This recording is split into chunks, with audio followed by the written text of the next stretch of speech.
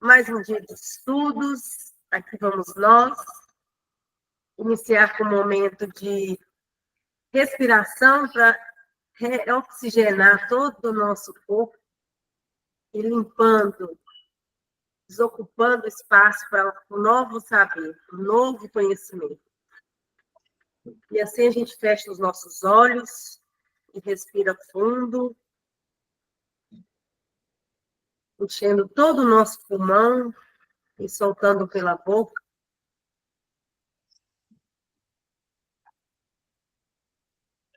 Permitindo, assim, que esse ar circule por todo o nosso corpo. Acalmando a nossa mente, o nosso corpo, e percebendo em nós o pulsar do nosso coração, que bate forte, fazendo a gente sentir esse momento do aqui e agora, silenciando a nossa mente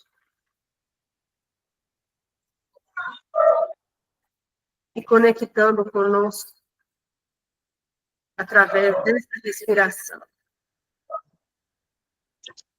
E assim a gente vai soltando todo o corpo, enquanto a gente solta o ar, respira.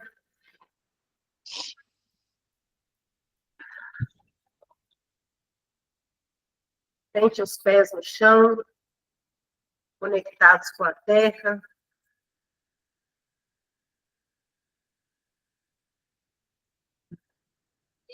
E assim a gente vai voltando, nos permitindo estar aqui agora, presente nesse momento, para esse estudo de hoje. Cada uma no seu tempo, vai abrindo os olhos e vai voltando.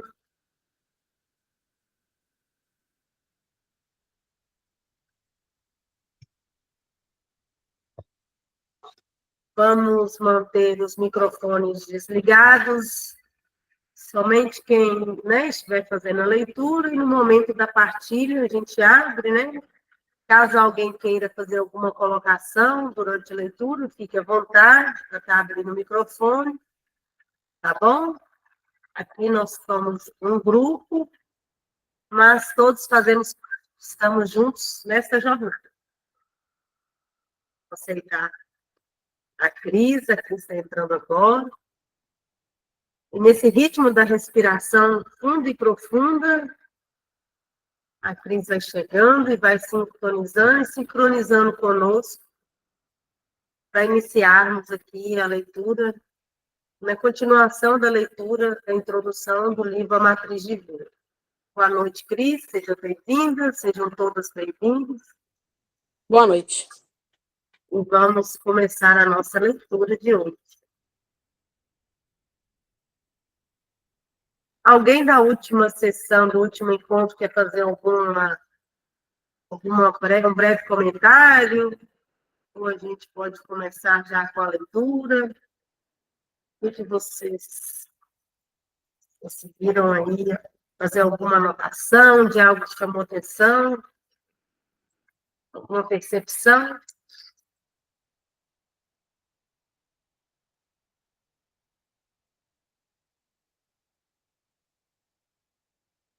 Eu acho que a gente pode, então, estar continuando com a conclusão dessa introdução. Alguém quer começar a fazer a leitura? Pode ir, Ju, então, liga o microfone. Na hora que for para parar, vocês falam, tá bom? Por fim, o relacionamento com a essência quântica que nos conecta a tudo mais, nos lembra que nós mesmos somos criadores. Como tais, podemos expressar nossos anseios mais profundos por cura, abundância, alegria e paz em tudo, de nosso corpo e vida até nossos relacionamentos. Podemos fazer isso conscientemente, da maneira e no momento que escolhermos. Entretanto, assim como os iniciados do poema de Christopher Logue, no começo desta introdução, estavam precisando de um empurrãozinho para conseguir alçar voo. Todas essas possibilidades exigem uma sutil, embora poderosa, mudança no modo de percebermos o mundo e nós mesmos. Nessa mudança, subitamente captamos nossos desejos íntimos, nossos ideais mais elevados e sonhos grandiosos.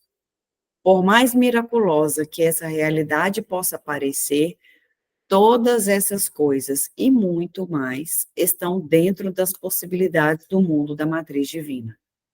O segredo não consiste em apenas perceber como ele funciona. Precisamos também dominar uma linguagem para comunicarmos nossos desejos de um modo que seja reconhecível por essa antiga rede de energia.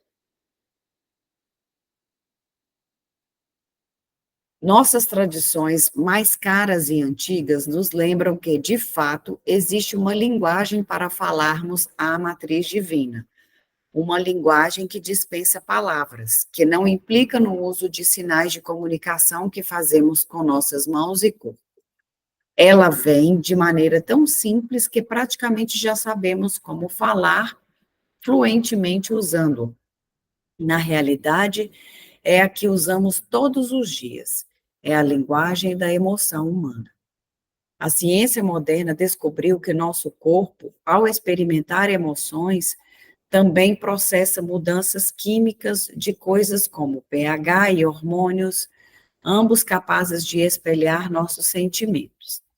Mediante experiências positivas de amor, compaixão e perdão, por meio de emoções negativas de ódio, julgamento e inveja, somos dotados do poder de afirmar ou negar nossa existência a cada momento de todos os dias. Mais ainda, a mesma emoção que nos dá tal poder dentro do nosso corpo estende sua força no mundo quântico além do nosso corpo. Bem,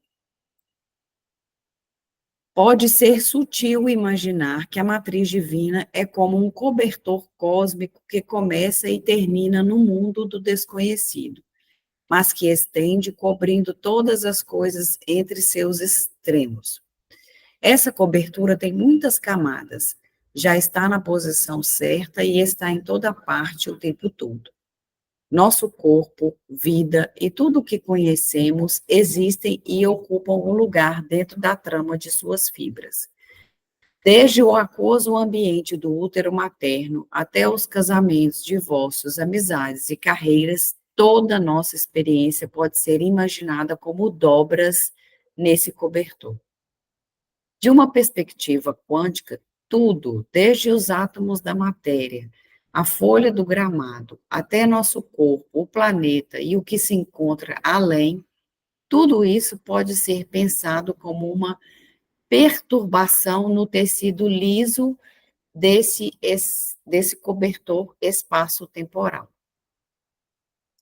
Talvez não seja coincidência o fato de as antigas tradições espirituais hipotéticas se assemelharem tanto ao descreverem o fenômeno da existência.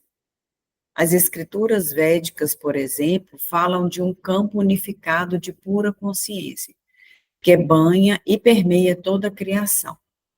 Nesses escritos, nossas experiências do pensar, sentir, ter emoções e alimentar crenças e todo o discernimento criado por tais experiências são considerados como perturbações, interrupções em um campo que, não fosse por isso, teria suavidade e mobilidade. Eu acho que talvez eu não entendi a perturbação. Eu também não.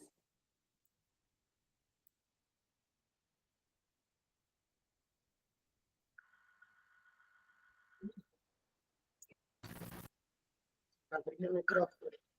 Vamos voltar aqui, então, nessa explicação da perturbação. O que foi considerado como perturbações, né? Vou reler o parágrafo novamente, tá? De uma perspectiva quântica, tudo, desde os átomos da matéria, a folha do gramado, até nosso corpo, o planeta e o que se encontra além, tudo isso pode ser pensado como uma perturbação no tecido liso desse cobertor espaço-temporal. Não explicou aqui em cima que o cobertor, que é o cobertor cósmico, onde tudo começa e termina? É assim, tudo que acontece com a gente é como se fosse camadas, como se já estivesse ali.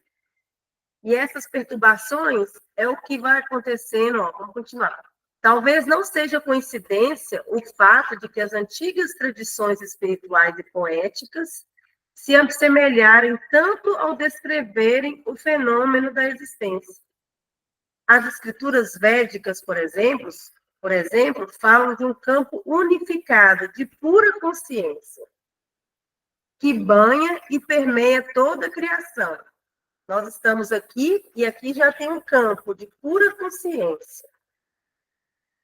Nesses escritos, nossas experiências do pensar, sentir, ter emoções e alimentar as crenças, e todo o discernimento criado por tais experiências, são considerados como perturbações, que são as interrupções em um campo, que, não fosse por isso, teria suavidade e imobilidade.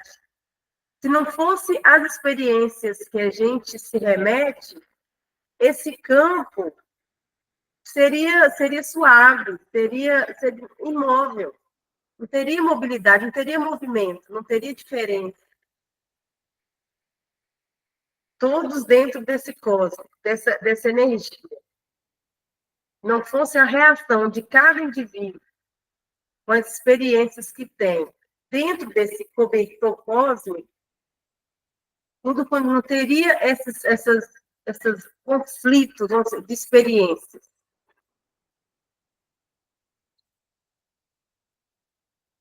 Conseguiram?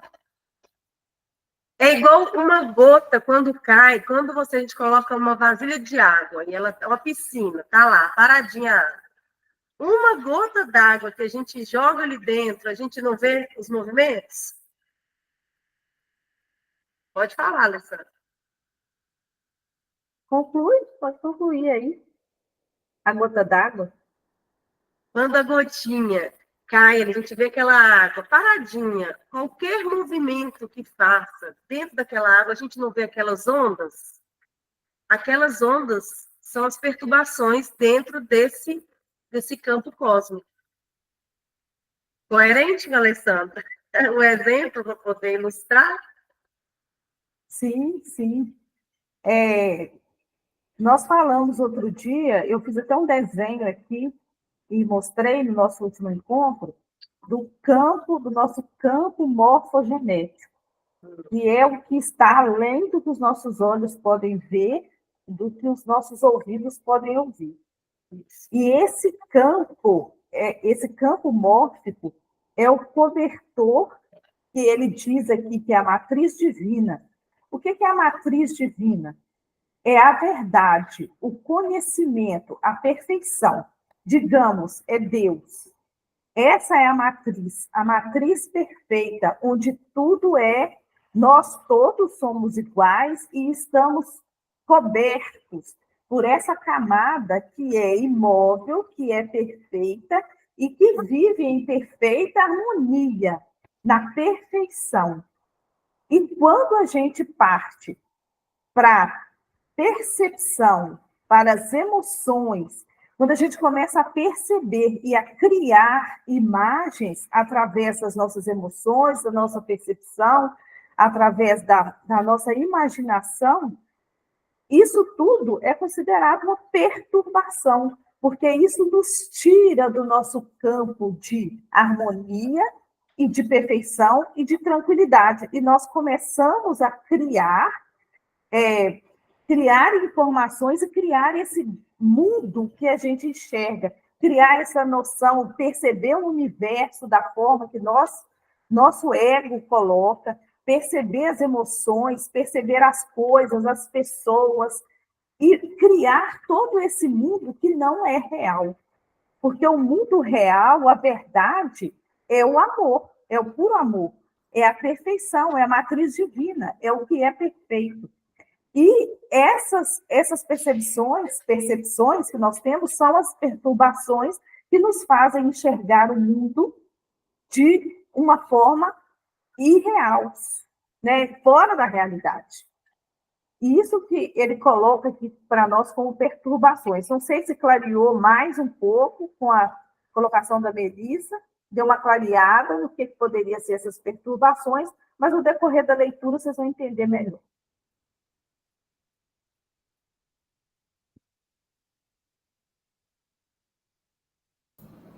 Quer que eu continue ou alguém quer ler? Pode continuar, sim. De acordo com Xin Ming. Sim. Hã? Parágrafo acima. Ah, é? De maneira semelhante. Desculpa. De maneira semelhante, o poema do século VI, Xin Ming, que se traduz como versos sobre a fé-mente, descreve as propriedades de uma essência que é projeto de toda a criação. Chamada tal, está basicamente além da descrição, exatamente como vemos nas escrituras védicas. Isso é tudo, o receptáculo de toda experiência, assim como a experiência propriamente dita. O tal é descrito como perfeito, como um vasto espaço onde nada falta e nada está em excesso. De acordo com Hsing Ming, somente nos equivocamos com a harmonia do tal quando perturbamos sua tranquilidade com nossos juízos. Quando isso ocorre, inevitavelmente, e nos encontramos enredados por sentimentos de raiva e separação, seu texto nos oferece diretrizes para remediar essa condição. Para entrar em direta harmonia com essa realidade, diga simplesmente quando a dúvida surgir. Não dois. Nesse não dois. Nada está separado. Nada é excluído. Ainda que eu esteja disposto a admitir a perda de alguma noção romântica sobre nossa vida, ao admitirmos que somos um distúrbio na matriz, isso também nos oferece uma forma poderosa de conceitualizar nosso mundo e nós mesmos. Se quisermos, por exemplo, travar novos relacionamentos saudáveis e de afirmação à vida, deixar um romance curativo impregnar nossa vida, ou propor uma solução pacífica para o Oriente Médio, temos de criar nova perturbação no campo, uma tal que expele nosso desejo. Precisamos fazer nova dobra nessa coisa que constitui o espaço, o tempo, nosso corpo e o mundo.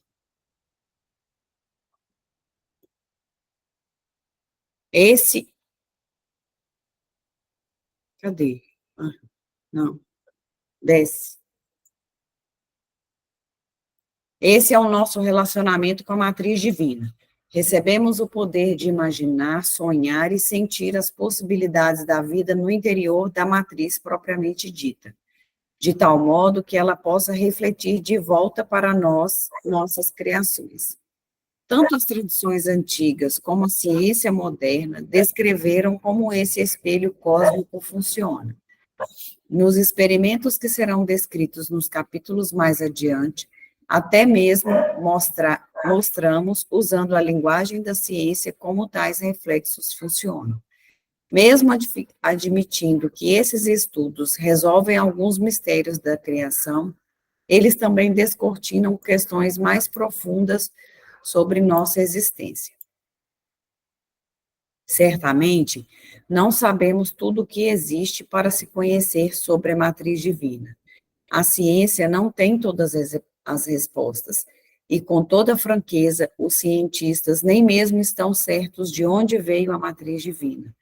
Sabemos que poderíamos estudá-la mais 100 anos sem encontrar todas as respostas, O que sabemos, entretanto, é que a matriz divina existe, ela está aqui e podemos nos valer do seu poder criativo pela linguagem das emoções.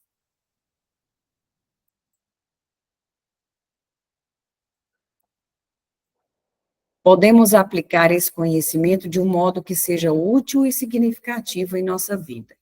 Ao fazer isso, nossa ligação com os outros e com todas as coisas não poderá ser negada. É sob essa luz de tal conexão que poderemos perceber como realmente somos poderosos. Da posição de força que passamos a ter com tal feito, podemos aproveitar a oportunidade de sermos pessoas mais pacíficas e misericordiosas, de trabalhar ativamente na criação de um mundo que espelhe essas e outras qualidades. Por meio da matriz divina, temos a oportunidade de focalizar tais atributos em nossa vida, aplicá-los na tecnologia íntima dos nossos sentimentos, imaginação e sonhos. Ao fazer isso, aproveitamos a essência verdadeira do poder de mudar nossa vida e o mundo. Continuar?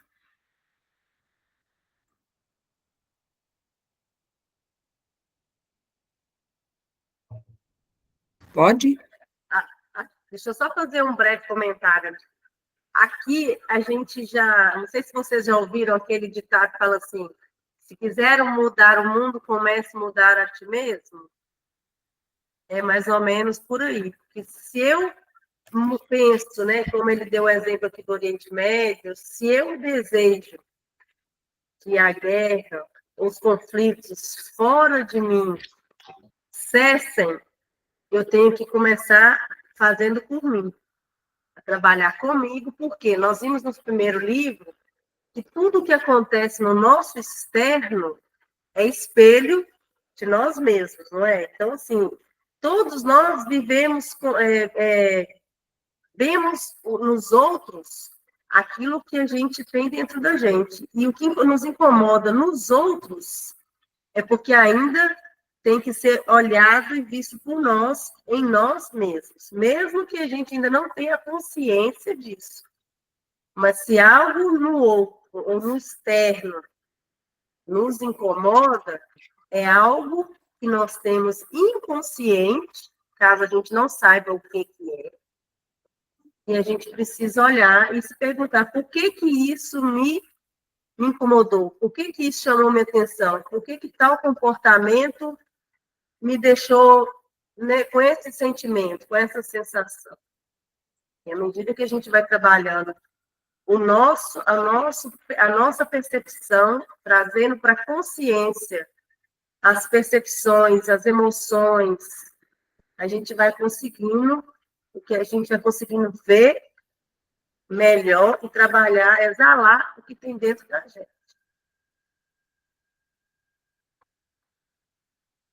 Só um minutinho para continuar a leitura, tá? Só um minutinho. Tá bom. Tem hora que eu fico meio coisada, assim, como dizem as minhas meninas, meio bolada com esse negócio do que o outro, o que a gente vê no outro, que incomoda a gente, né, uma atitude, uma postura, é o reflexo do que está dentro da gente, mas me dá uma raiva desse trem.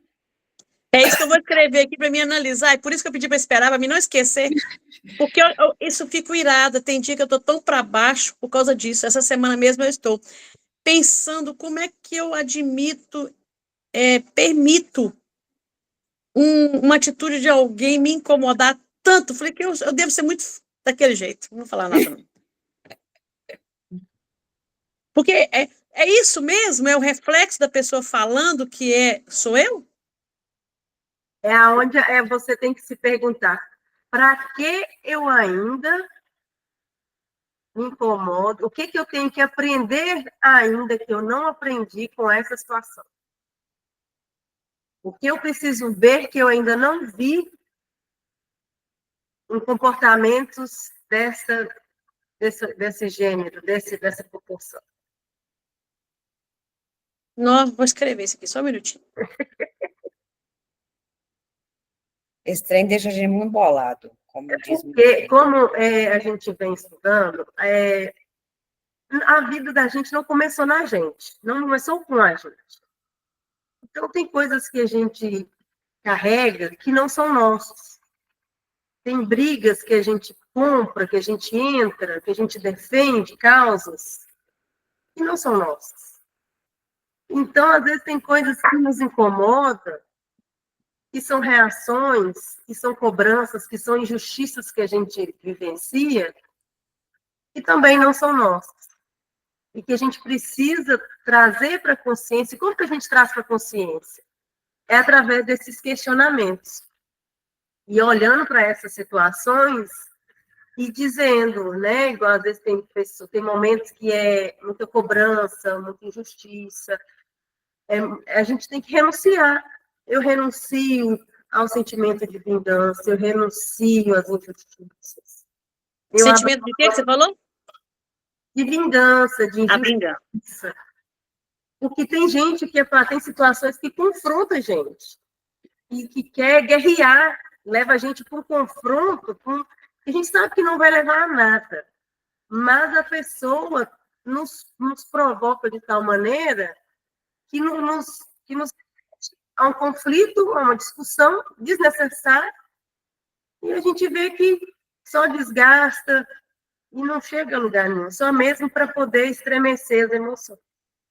E quando a gente se questiona o que eu tenho que aprender com essa situação, por que eu ainda me sinto intimidada, por que eu me sinto confrontada, o que eu tenho que aprender que eu ainda não aprendi, o que eu tenho que aprender que eu ainda não aprendi, eu não. E quando tem essas situações, é meditar, é pensar, eu renuncio a qualquer sentimento de vingança, de injustiça, porque aí você apazigua, você quebra aquele ciclo de revidar as provocações que você nem sabe por que a pessoa implica com você ou te afronta. E eu não sei mesmo, isso me incomoda, e eu fico assim, gente, onde que eu vou tirar isso? Como é que eu vou sair disso? Por que isso? Eu fico me questionando.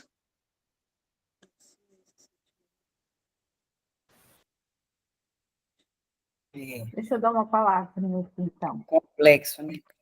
Deixa eu falar uma coisa que eu lembrei de vocês hoje. Na Minas Gerais, ali perto do Caltro, na Avenida Minas Gerais, ali, um carro me fechou e quase foi assim, ia ser uns 4 ou 5 carros para bater. E aí eu parei o carro e aí uma pessoa parou do meu lado e falou assim, vai lá e xinga, briga. Aí eu olhei assim, o Marcos estava comigo. Mãe, por que você não vai lá buzina na cara dele? É mulher, mãe. Vai lá. Eu falei, você viu a cor do carro dela? Ela tem cara de ser de roça, não sabe nem dirigir na cidade. Quer ver? Fui até lá, abri o vidro e falei, ei, você percebeu o que aconteceu ali atrás?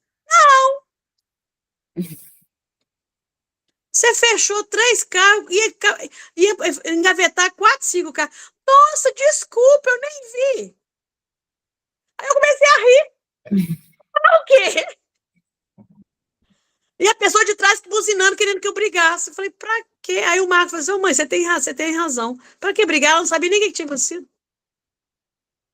Tinha nem noção, né? Nem noção do perigo. Aí eu lembrei das minhas amigas. Falei, ai, minhas colegas. Falei, ganhei um pontinho hoje.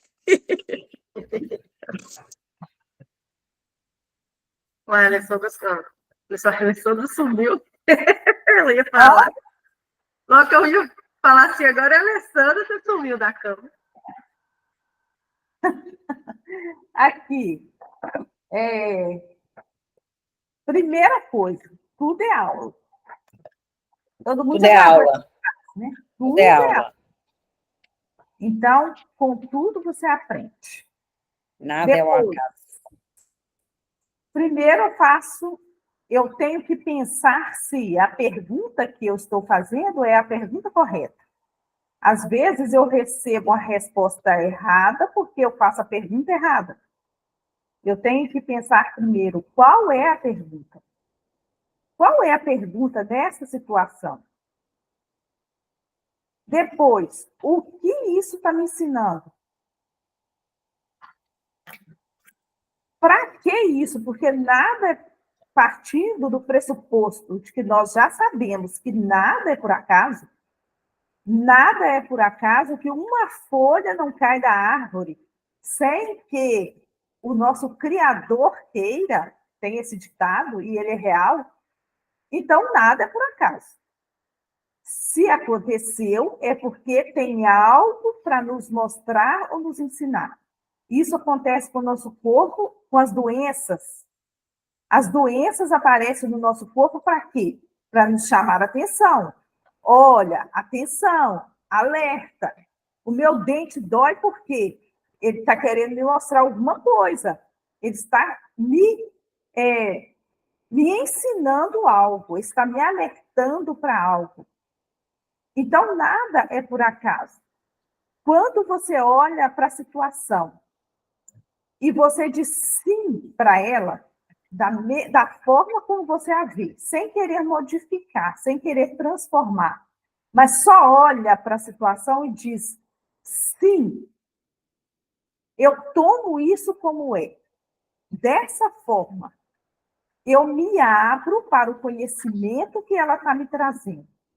Quando eu rejeito, o que eu faço? Quando eu rejeito algo, esse algo se volta mais forte para mim.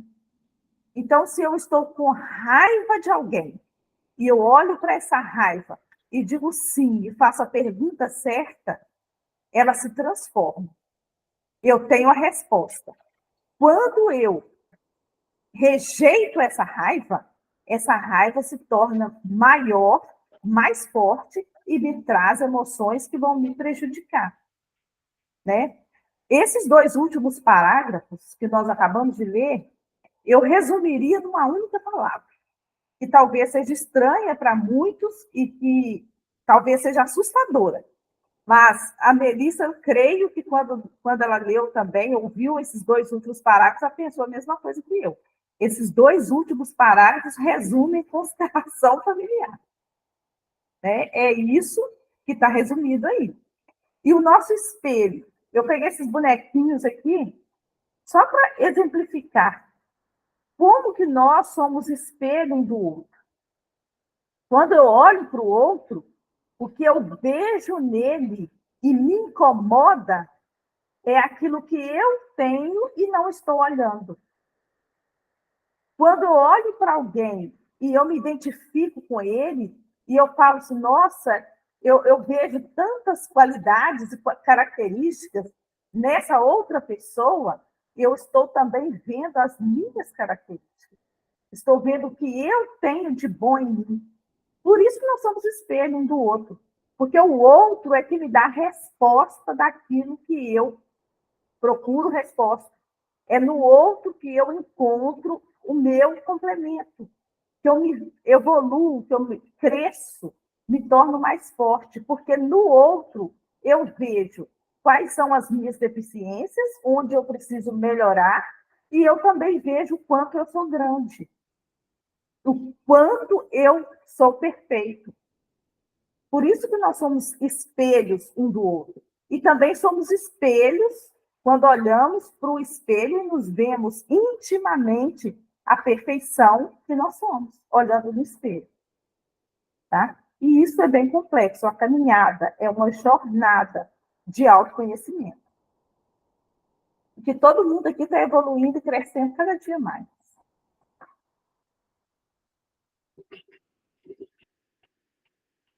Vou fechar a boca, senão eu fico aqui a noite inteira falando. Ninguém quer ler, não, gente? Que povo preguiçoso.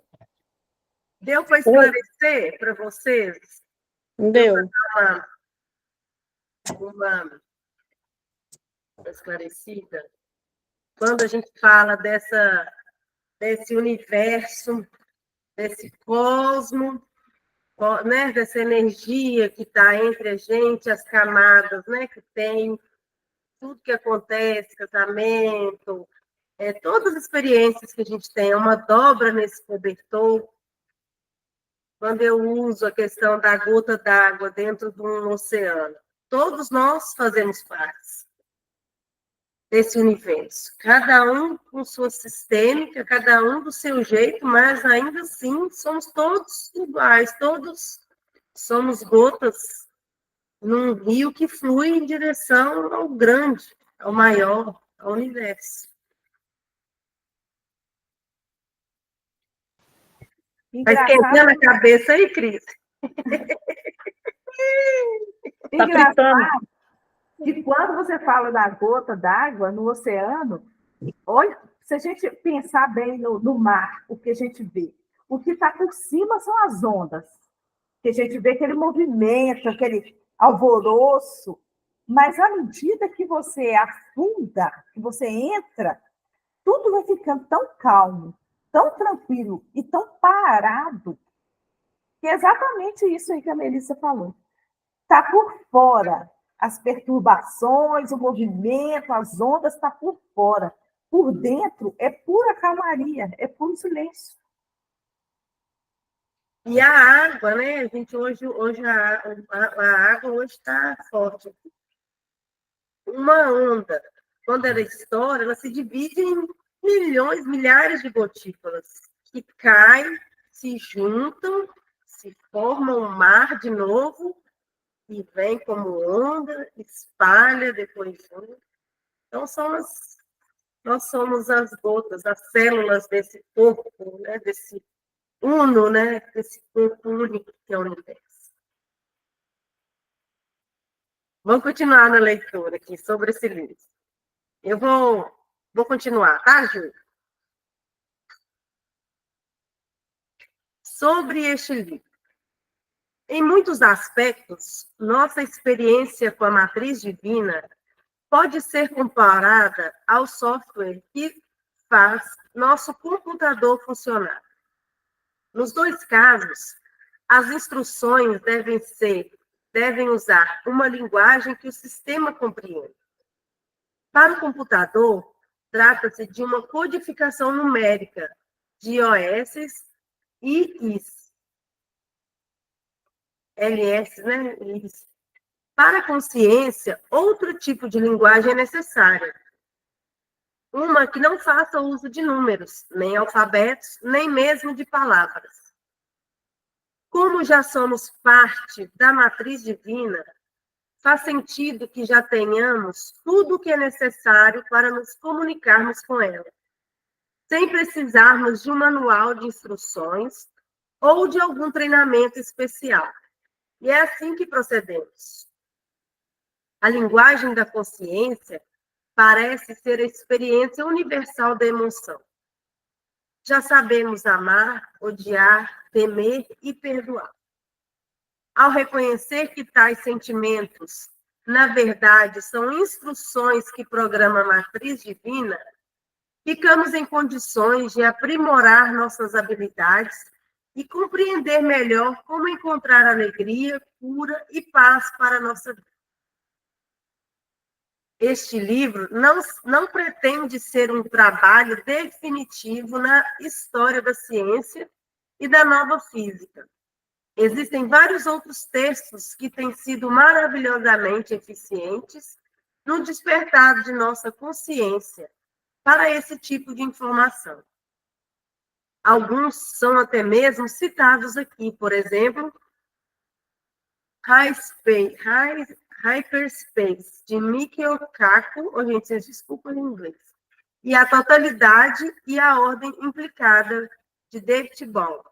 Cada uma dessas obras nos mostra uma poderosa e nova forma de ver o mundo. Recomendo ambas.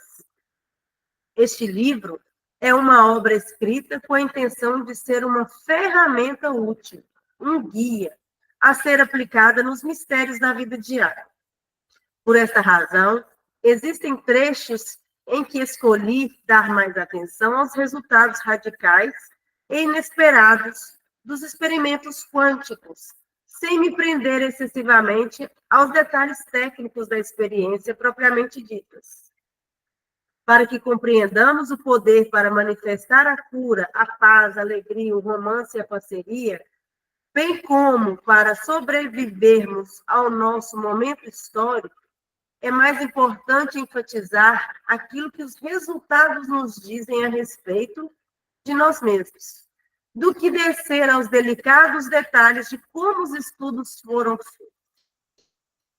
Foram incluídas referências nas notas do fim do livro para os interessados nos detalhes técnicos. Para muitas pessoas, os progressos no mundo da física quântica são pouco mais do que fatos interessantes, assuntos a tratar em conferências, workshops ou na hora do cafezinho. Ainda assim, a despeito da profundidade das implicações e da elevada filosofia que possamos alcançar, as descobertas aparentam ter relevância mínima na nossa vida diária. Qual a utilidade, por exemplo, de sabermos que uma partícula de matéria pode estar em 2 lugares ao mesmo tempo e que os elétrons podem se deslocar mais rapidamente do que Einstein havia previsto, se esse conhecimento não acrescentar nada à nossa vida? Somente quando pudermos estabelecer a ligação entre essas estonteantes descobertas e a cura de nosso corpo, ou a nossa vivência em shopping centers, salas de estar, aeroportos e salas de aula, é que elas passarão a ter algum significado. É para transpor esse aparente abismo entre os mistérios do mundo quântico e nossas experiências do dia a dia que a matriz divina oferece uma ponte. Esse livro nos leva à próxima etapa, além da descrição dos resultados. Ele explica como essas descobertas nos ajudam a melhorar como pessoas e como juntos construiremos um mundo melhor.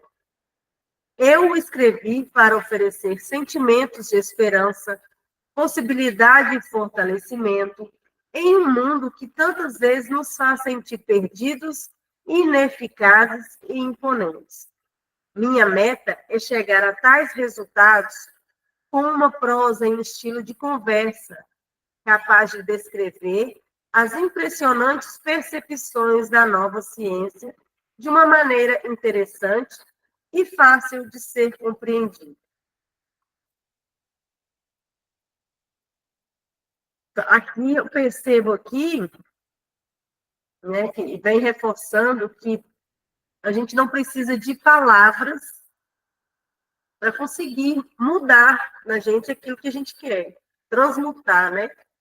Dentro de nós temos o poder de transmutar tudo em nós.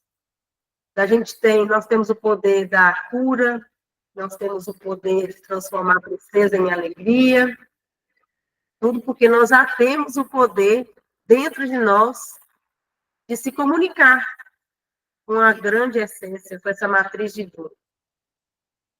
Então, a gente eu acredito que esse livro vai nos direcionar, vai ser, como bem disse aqui, uma ponte, um caminho, um guia para nos abrir a nossa mente, para a gente poder acessar esse poder que nós temos e que ainda nós não demos conta que temos.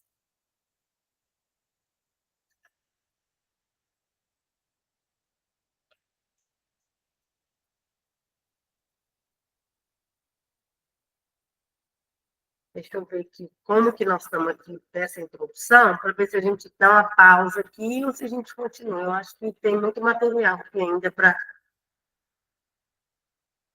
O que vocês acham? Continua a leitura?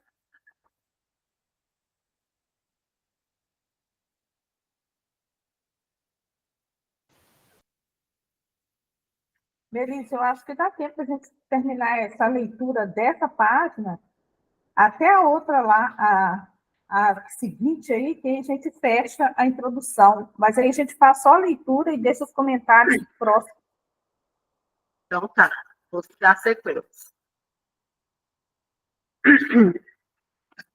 Minha experiência com apresentações ao vivo tem mostrado que para um entrosamento significativo com a audiência, é importante respeitar a forma de aprendizado dos ouvintes. independentemente de sermos mais orientados pelo hemisfério esquerdo do cérebro, ou da intensidade do uso que fazemos do hemisfério direito, sentimos que, de fato, usamos os dois lados para compreender o mundo. E ainda que algumas pessoas confiem mais em um hemisfério do que em outro, é importante que respeitemos tanto a intuição como a lógica, ao fazermos esse convite de dar um gigantesco salto na forma de encarar o mundo. Por esse motivo, a Matriz Divina foi escrita da mesma maneira que a trama de uma tapeçaria é criada. Nestas páginas, teci descrições de casos pessoais e de experimentações diretas que puxam mais pelo hemisfério direito, com pesquisas e relatórios que privilegiam o hemisfério esquerdo e nos dão conta da razão por que tais histórias são importantes. Esta maneira de compartilhar informações tira dos dados a aparência de sabedoria de livros, ao mesmo tempo em que conserva avanços científicos suficientes para que essas informações façam sentido. Assim como toda a vida provém de 4 bases químicas que criam o nosso DNA, o universo aparentemente se fundamenta em 4 características da matriz divina, que fazem tudo funcionar da maneira que funciona. O segredo para usufruirmos dos poderes conferidos pela matriz reside em nossa habilidade de aprender as 4 memoráveis descobertas, que a unem à nossa vida de um modo sem precedentes. Descoberta 1. Existe um campo de energia conectando toda a criação. Descoberta 2. Esse campo desempenha o papel de receptáculo, fonte e espelho para nossas crenças íntimas. Descoberta 3. O campo está em toda a parte e é holográfico. As partes estão ligadas entre si e cada uma espelha o todo em escala menor. Descoberta 4. Nossa comunicação com o campo se faz pela linguagem da emoção. Está ao nosso alcance reconhecer e aplicar essas realidades, que são determinantes de tudo, da restauração da nossa saúde ao sucesso em nossas carreiras. No final das contas, nossa sobrevivência como espécie pode estar diretamente ligada à nossa capacidade e desejo de compartilhar práticas afirmativas de vida, provenientes de uma visão do mundo quântico unificado.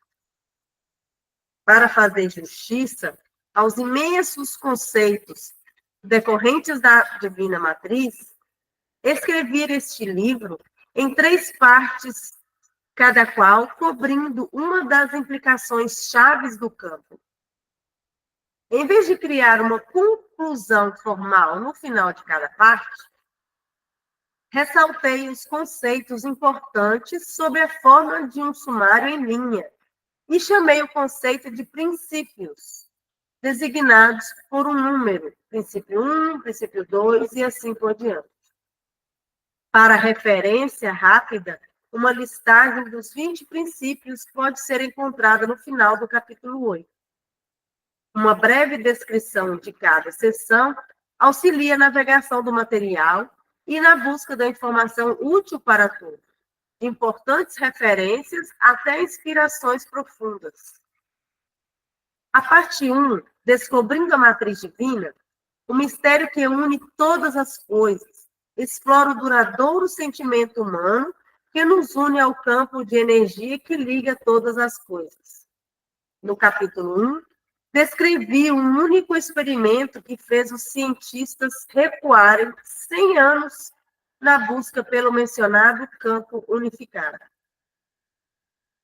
Nessa sessão, também comentei a pesquisa do século XX, que foi responsável por avanços na física quântica e que levou os cientistas a examinarem mais uma vez o experimento original, pelo qual nos informaram que todas as coisas são separadas umas das outras.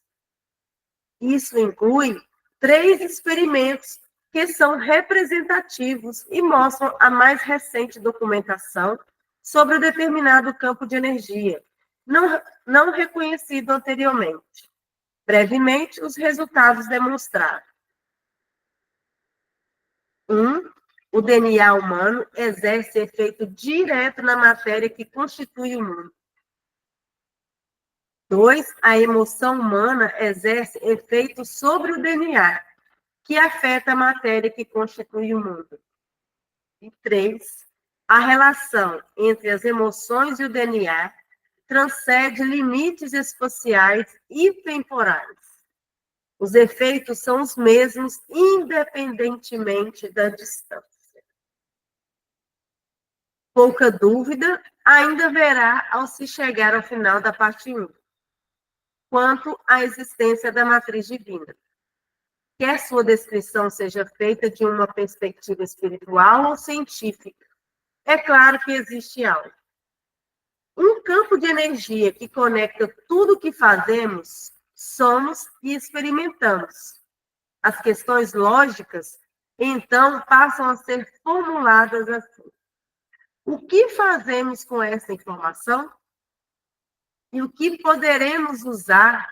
E como poderemos usar a matriz divina em nossa vida? As perguntas certas, né, Alessandra?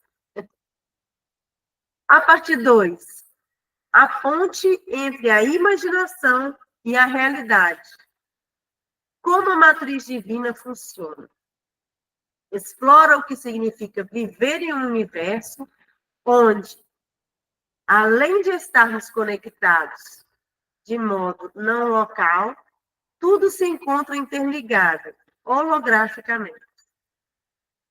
O poder sutil desses princípios talvez seja uma das maiores descobertas da física do século XX, sendo bastante possível que seja a menos compreendida e a mais negligenciada. Essa é uma sessão intencionalmente não técnica, projetada para ser um guia útil dos mistérios da experiência que todos compartilhamos, mas que raramente reconhecemos como plenamente capazes de nos transmitir conhecimentos. Quando olhamos nossa vida do ponto de vista de todas as coisas estarem em toda parte, todo o tempo, as implicações são tão vastas que muitas vezes são de difícil percepção. É precisamente por causa da nossa conexão universal que temos poder para suportar, compartilhar e participar das alegrias da vida e tragédias em toda parte e a qualquer tempo. Como usamos esse poder? A resposta começa com nossa compreensão de que realmente não existe aqui e lá, ou depois e agora. Da perspectiva da vida universalmente conectada como holograma, o aqui é sempre lá e o depois é sempre agora.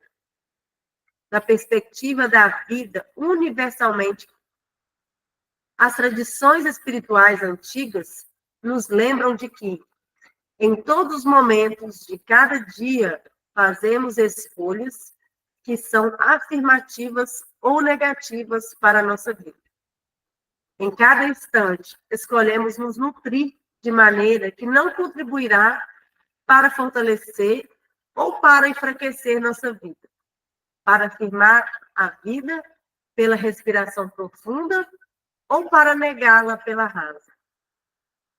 Pelos pensamentos e falas que vão elevar ou denegrir a imagem de outras pessoas. Pelo poder de nossa consciência não local e holográfica, cada uma dessas escolhas, aparentemente insignificante, tem consequências que se estendem além dos lugares e momentos de nossas escolhas individuais, se combinam e se tornam nossa realidade coletiva. E isso é o que torna as descobertas tão excitantes e assustadoras. Pela compreensão desses fatos, percebe-se a razão por que nossas aspirações, pensamentos e preces já estarem sempre em seus destinos, que não somos limitados pelo nosso corpo ou pelas leis da física, que apoiamos nossos seres queridos em toda parte, seja no campo de batalha ou na sala da diretoria, sem ao menos sair de casa. Que temos o potencial para nos tornarmos saudáveis instantaneamente. Que existe a possibilidade de visão através do tempo e do espaço, sem que ao menos precisemos abrir os olhos. A parte 3, mensagem da matriz de vida. Vida, amor e cura na consciência quântica. Mergulhe diretamente nos aspectos práticos do que significa viver no campo unificado de energia. E também o seu efeito sobre os acontecimentos de nossa vida. Um exemplo de sincronicidades e coincidências, poderosos atos de cura intencional, é o que nossos mais íntimos relacionamentos nos mostram. Essa sessão serve como modelo para que possamos reconhecer as experiências semelhantes, o que as experiências semelhantes poderiam fazer em nossa vida. Mediante várias histórias de caso, compartilhe o poder, a ironia e a clareza de como eventos aparentemente insignificantes de nossa vida estão, na verdade, mostrando a nós mesmos quais são nossas crenças mais profundas e verdadeiras. Entre os exemplos usados para descrever esses relacionamentos, inclui a história de um caso de como nossos bichinhos de estimação podem nos mostrar o seu corpo, como estão as condições físicas do nosso, que passaram despercebidas ou ainda que estão se desenvolvendo. Este livro é o resultado de mais de 20 anos de pesquisas e de minha jornada pessoal na busca pelo significado de grandes segredos conservados pelas mais antigas, místicas e valorizadas tradições. Agradará a todos que sempre procuram respostas para indagações de questões como: será que estamos realmente conectados? E se estivermos, a qual profundidade dessa conexão? E em que medida nosso poder pode verdadeiramente mudar o mundo?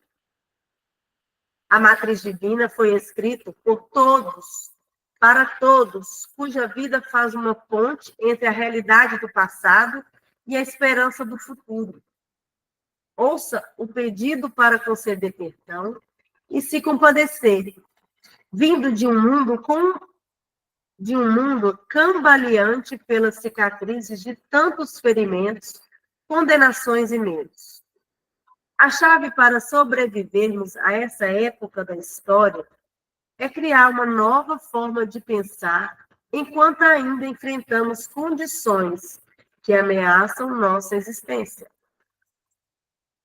Poderemos, por fim, descobrir que nossa capacidade para entender e aplicar as regras da matriz divina guarda o segredo de nossa cura mais profunda, da nossa maior alegria e da nossa sobrevivência como espécie. Greg Baden, Santa Fé, Novo México.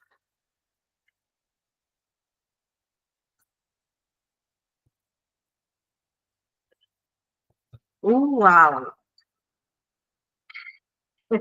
Tontas. Eu estou ansiosa com esse livro, viu? Nossa, mãe.